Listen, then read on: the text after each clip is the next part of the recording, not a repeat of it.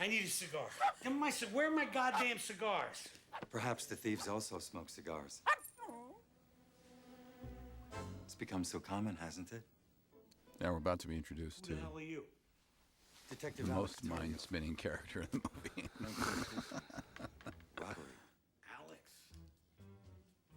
Bill read the script, I think, with the idea of he would play a different part. Right.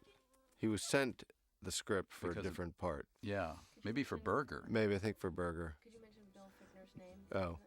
Yeah, Bill Fichtner was reading the script, I think, with the idea he would be auditioning for the part of Berger. And he saw the Tardio part, and he said to his manager, "Oh, this is the part I want to play." So he came into the very first casting session, which, ironically, we hardly had any casting sessions on the movie at all. It's like everyone was just sort of like, asked.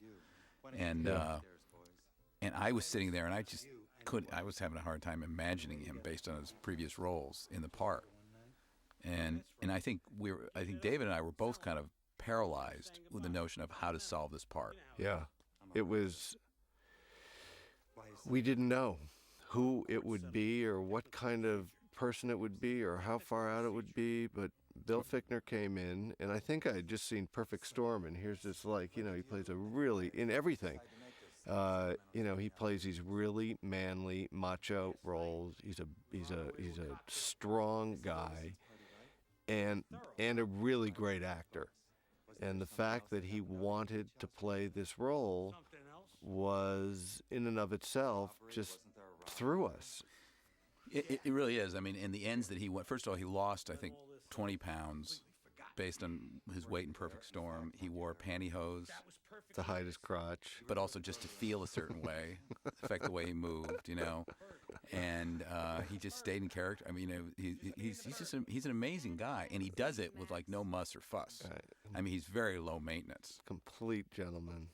But I think the turning point came as he called me up one day and said, I really want to do this part. And he said, why are you uncomfortable?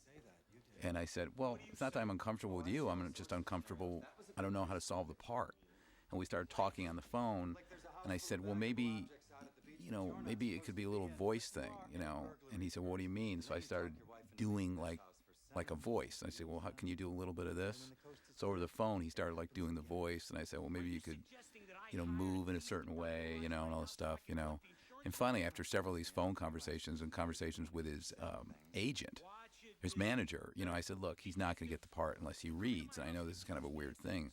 And I was in Boston at the time. I couldn't, and he was in L.A.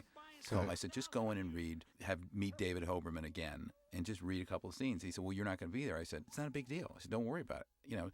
David's in the loop. He knows what's going on. We'll put you on tape. So he went and got a makeup person to put a wig on him and got made up, and he came in to see you, right? Yeah. And just came into my office and had a wig on and did the voice and the accent and everything and dressed up something. I don't remember. He was dressed in a what he pale was way. wearing. Yeah. You're right. It was all beige or something. Yeah. And it was interesting. And we still weren't sure, but we still had never seen anybody else for the role. And ultimately, when he did that, we decided, let's give it a shot. Let's go with him. Dial Earl.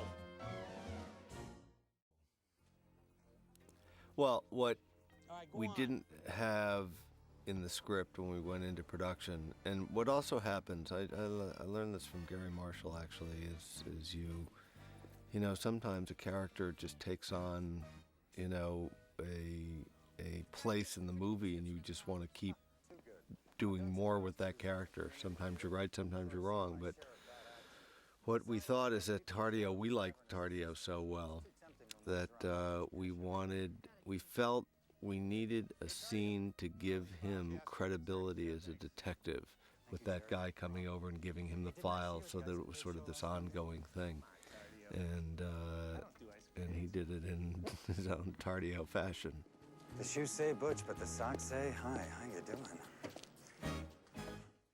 So what's new, Kevin? The only word I would use to define Tardio is ambiguous. Just everything about him is ambiguous. And the great thing also about Martin is that Martin sort of seized upon that. And if you watch Martin, how he studies him in this scene, it's just I find it so entertaining that he just is not quite, he's just not, you know, he's afraid of him. He's afraid of the ambiguity, you know what I mean? Because he invested him with power, you know? Detective, they took everything, and here's the list of the stolen items, and can I have that And he document? treats him, Kevin's character treats him with tremendous respect, you know? Trying to solve a case that never happened. So you think you got a burglary that doesn't... Well, because I think the character uses his own ambiguity as his power, and plus he's really smart, and because it takes people so off guard, you know, it's like he's able to slip in those things that he's trying to take care of for himself, you know. Blink when you're not telling the truth, Kevin? No. Must be the contact lenses. Walkies. Come on, Pix. We gotta get you a bran muffin. We're getting everybody bran muffins. Good. Tardio, let's just say Tardio, you know, is handling his business, trying to solve crimes, and he loves poodles. Well, when I first got the script with my manager, she asked me to look at a different role, and then when I read the script, I said, no, this is the role. I gotta play that. Are you kidding me? Detective Alex Tardio. 19th Precinct. Robbery. Is a perhaps Miss or perhaps Mr., we're not sure, a person of an indistinguishable sex. Pull daddy like a chariot. This strange, odd, androgynous transvestite. And he's really the one part of the equation that is frightening to Max, because, you know, he's like off the wall and, you know, unpredictable, and I never know what he's, you know, I don't know what he's, you know, I know he's on the trail or something. The driver gave us a pretty good description of the robbers. Too good. I've done some costume design in community theater, so I've seen my share of bad acting. Assign one of our people to shadow the driver and his assistant. He's a detective. This is a crime. How do I figure it out? Who does what? Who did what? You know, I think it's him, but, you know, I think he's playing games with me, but, you know, maybe I could get him to help me out a little bit, and he plays him a little bit. He plays them all.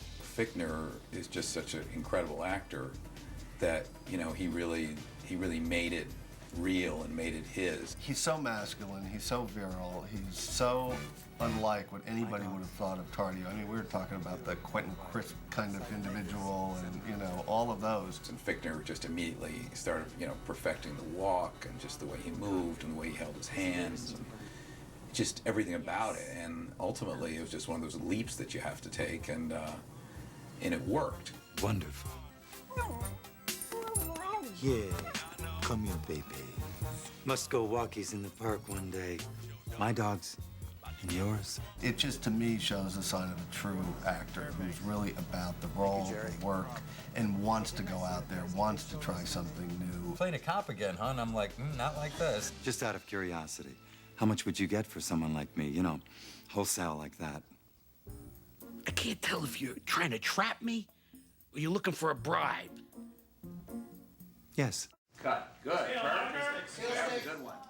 That was a good one. You slow down there. See, you can keep going and then come back to the mark on your turn that you want to do. I love the things he tells me. I love the little things, the enthusiasm about, hey, try this right here like this. Let's roll. Try this little thing like this. A little note, you know, tweak this, you know, maybe steer it a little bit this way.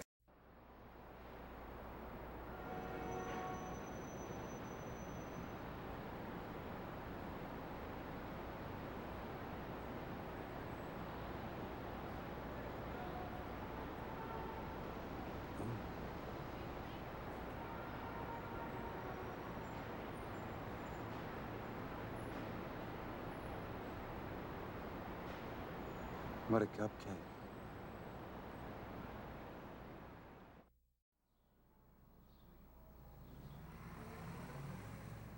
Nice buffet.